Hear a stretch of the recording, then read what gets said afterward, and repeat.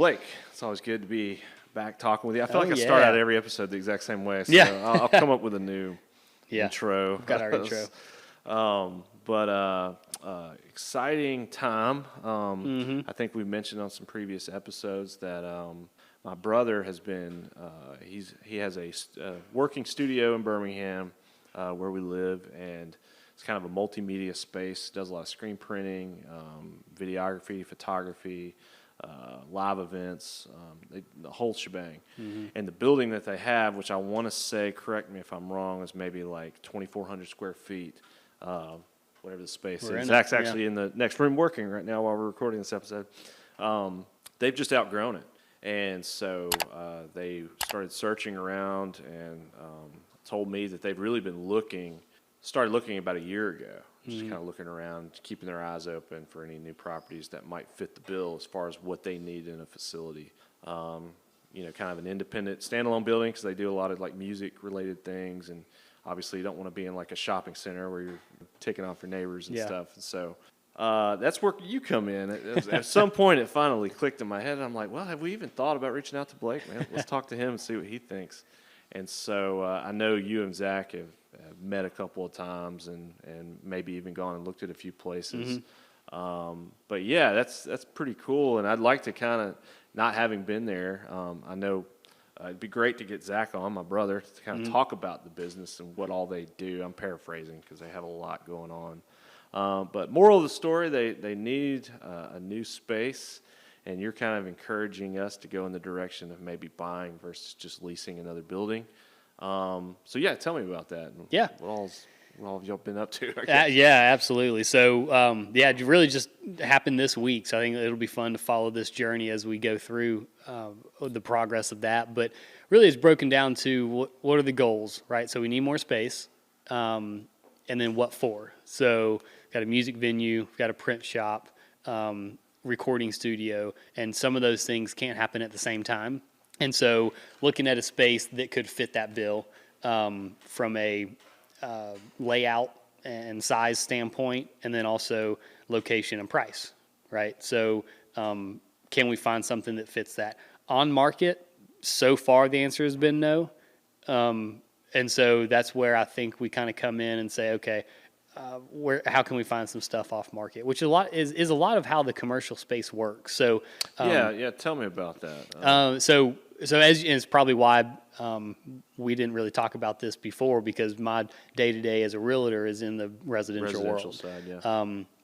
The commercial world's a very, very different world. Like, it's got its own designations, its own brokerages, it's apples and oranges almost, if you will.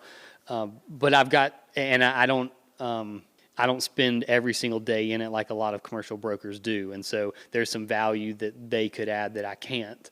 But I understand how to talk the language. I understand how the industry works in the commercial side, because I've bought and I own some commercial property, and I do probably 2 to 3 commercial deals a year. So again, not in it every single day. Far more than we do, so yeah. So if we can't find anything on market, then how can we find something off market? One, it's calling all the commercial brokers I do know and saying, hey, what do you know? What clients do you have that own property that fit this bill? Because that's a lot of what it is in the commercial world, the emotions are pretty much gone, and it's more about the numbers. And so as an investor, that's a good way to put it. I never thought about it like that. Yeah. Yeah. So as an investor, everything I own is for sale for the right price, right? And so if I go to these commercial brokers and say, hey, I'm looking for this many square footage, this part of town, this kind of layout, this type of building, what do you have? He goes, oh, I've got 2 or 3 clients with properties like that in the area you're looking for. Let me call them.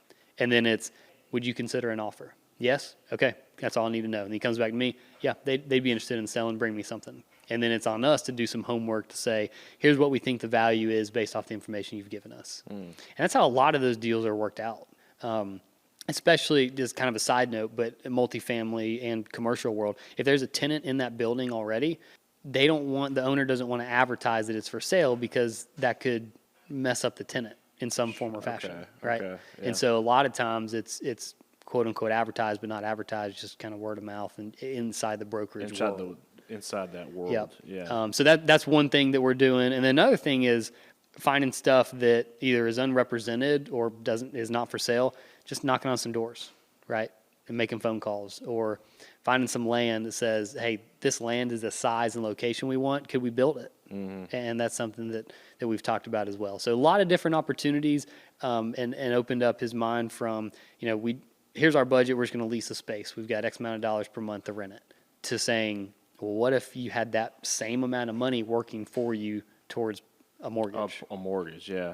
Because, again, long term, we've talked about 20 years from now, pay it off. Not only do you have a successful business that you're running or that you've sold, but you also have this building that could be worth, 7 figures. Sure. So. Well, that's something, that we've been discussing with you, and you've been encouraging us to kind of pursue some kind of investment. That's something I want to do, and I just didn't really have a direction. It's like, well, do I want to be a landlord over a multi-family apartment complex, or do I want to get into the, maybe flipping some houses, or what do I want to do in what direction? And that's a question I've never really been able to answer. Yeah.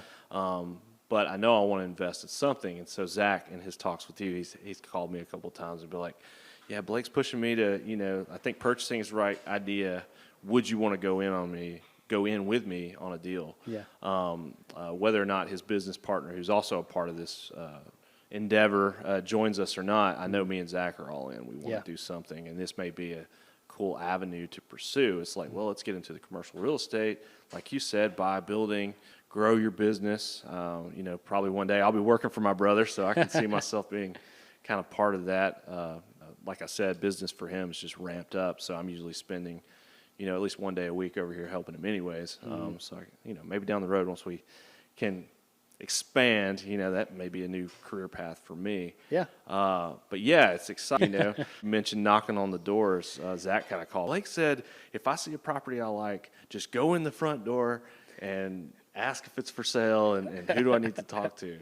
And, not being in this world or knowing the language or the lingo or how things work, we just thought that was comical. Yeah. It's just like, what? And then also kind of learning, what can we do? Where is that limit? Maybe we can really pull this off, or maybe we need to be a little more grounded in what our expectations are and stuff. And so it's kind of cool to finally have a direction to kind of move forward in, and a purpose, having a working business that we're trying to relocate to a bigger space versus just like, all right, I'm going to go buy a warehouse building in a good location, but what am I going to do with it? Right. Now what?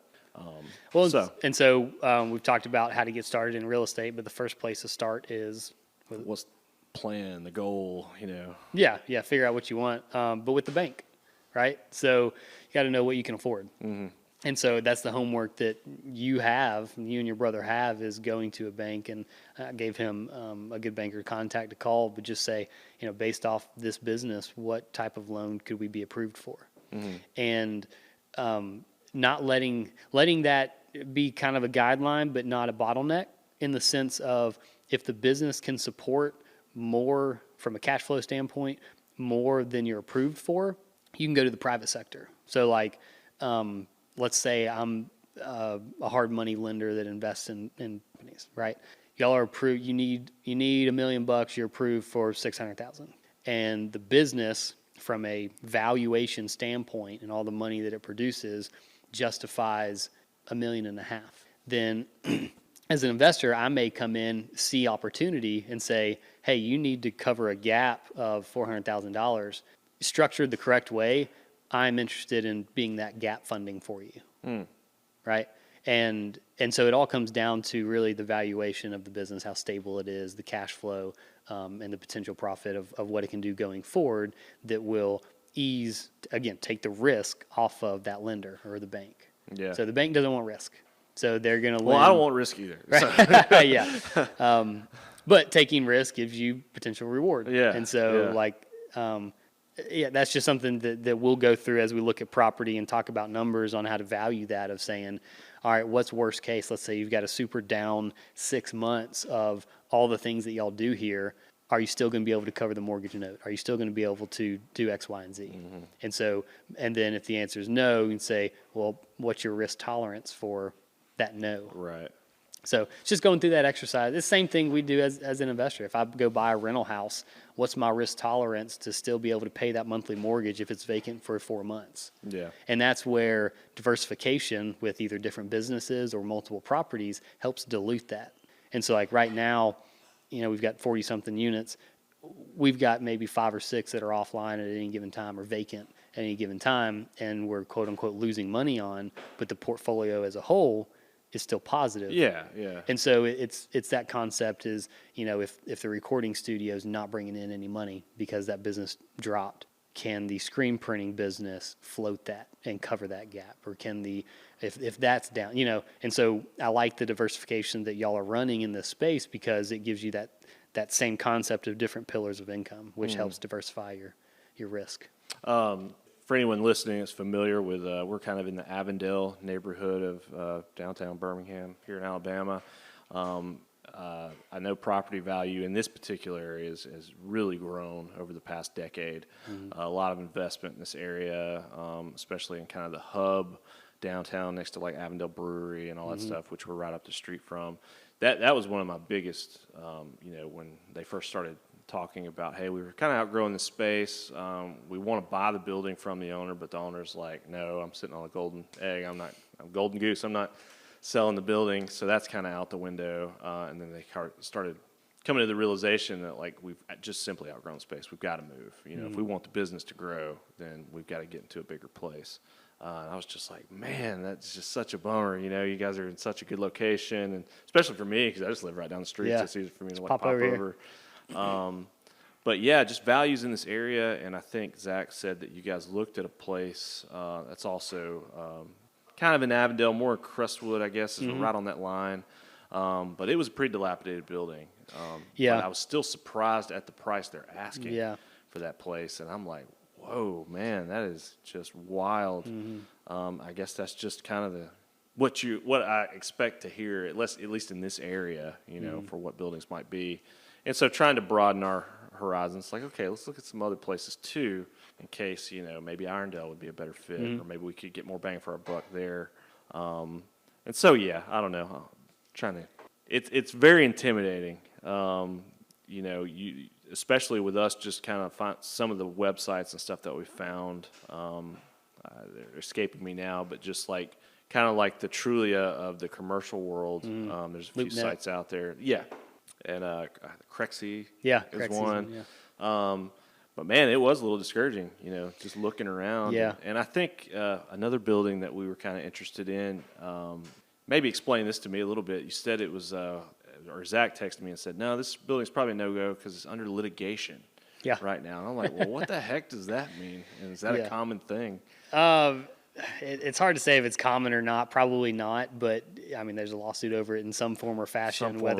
It could be like a divorce situation and the owner is tied up in that, or it could be a business owner suing another business owner for whatever reason. I mean, there's tons of reasons it could be under litigation, but the fact that it is under litigation means it can't sell. Can't sell, yeah. Okay. And so what we talked about was kind of backing into an area based off of budget. And that budget, one, is a direction from the bank, but it's also a direction of what can the business support conservatively. And then that'll give us, a realistic view of where we need to be looking. Because if the budget is half of what Avondale sells for, it's not really realistic to continue to look around here because it's probably just spinning our wheels. But if it does reflect that, then it's okay, let's hit the ground, knock on some doors, and really do what we need to do to find that property and get into it. Yeah. So, well, it's an exciting time, and it is. I'm trying to be positive and stuff. And well, it's tough when you go on. This is a little different commercial to residential, to where, like I said, there's a lot of off-market deals that happen in the commercial world. I heard once someone say LoopNet is where listings go to die. It's because because if it makes it all the way to LoopNet, that means there's a lot of red flags, maybe. all the off-market people passed on it. All the the brokerages sending it out to their A-list buyers and investors first before it gets listed. They've all passed on it, and so then it finally goes up on LoopNet. So if it gets there, then it's probably not a great deal. But on the flip side of that, things are it's still a crazy seller's market right now. So if something's been up for a year, 2 years on LoopNet, maybe that seller's kind of worn down. Where the first year he said, no, I'm not taking less than X. Well, after 100 offers at Y, you come in and maybe offer Z, and now he's more flexible because he's just sat on it for so long. Right. And that's when, like I said, there's zero emotion. It's all about the numbers, but there is some emotion that plays into it when it's not a corporation or an entity owned. It's a quote unquote mom and pop owned. There's some emotion that plays into the value of that property based off that owner's time. Yeah. And if they were interested in selling 2 years ago and they've spent 24 months of time continuing to update or maintain the property or deal with tenants, the value of that property could be diminished. And so we've kind of got two ends of the spectrum of let's go after stuff that's off market, or let's go start calling on things that have been on market for a long time and see if they're worn down yet and see if they're willing to take a lesser price. Yeah. So homework for us, and I speak myself, this is really my brother and his business partner, but me and my brother are like this, so I'm roping myself into this. You're the spokesman. Yeah, I'm the spokesman. But I want to go in with them and invest and do my part to help them succeed. Because like I said, I could see myself being a part of this just as much as Zach is, which would be the dream. It'd be awesome. Yeah. This is a fun place to work.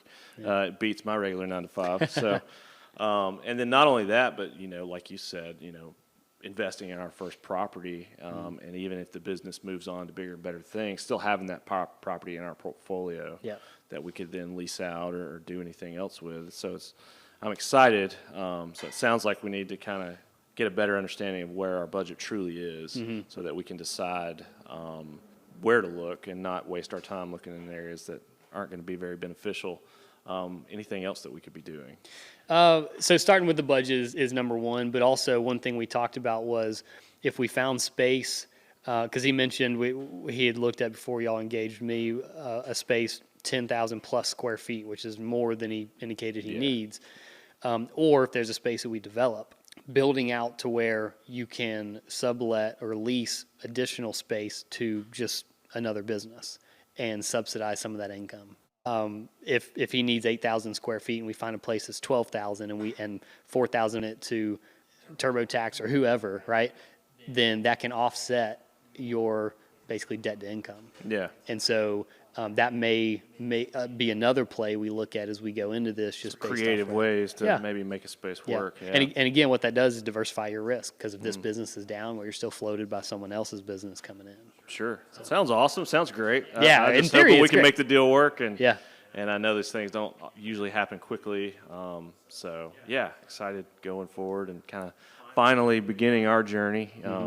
And I think it'd be really awesome. Hopefully next episode or soon we can get my brother on. I don't think he's been on this podcast yet. Yeah, it'd be fun to have him on. To kind of talk about, for anyone out there listening, kind of what he does and really interesting. You bring guests in here all the time. This has kind of been our main place for recording. Yeah. And the most common question we get is like, what do you guys do here? And it's like, well, how much time do you have? Yeah. So they're definitely diversified, and it's been really cool to see them grow over the past 3 years, but excited for the future. So Awesome, man. Well, great catching up. And until next time, man. See you next Take it time. easy.